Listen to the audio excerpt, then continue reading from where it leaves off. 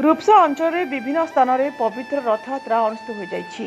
कसीपदा जगन्नाथ मंदिर रथ विराजमान होई पाटपुर बजार स्थित मौसीमा मंदिर को जाती प्रभु। हजार हजार श्रद्धालु रथरे महाप्रभु को दर्शन करथिले।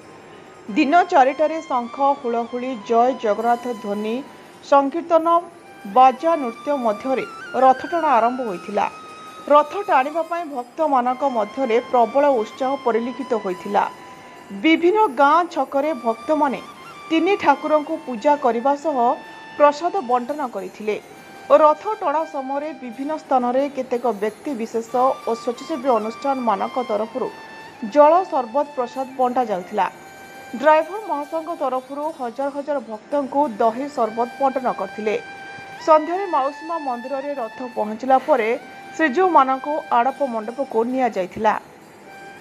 रथ परिचालना कमिटर सदस्य स्थानीय जनसाधारण और रूपसा पुलिस को पूर्ण सहयोग रे रथयात्रा शांति श्रृंखला समापन होइथिला।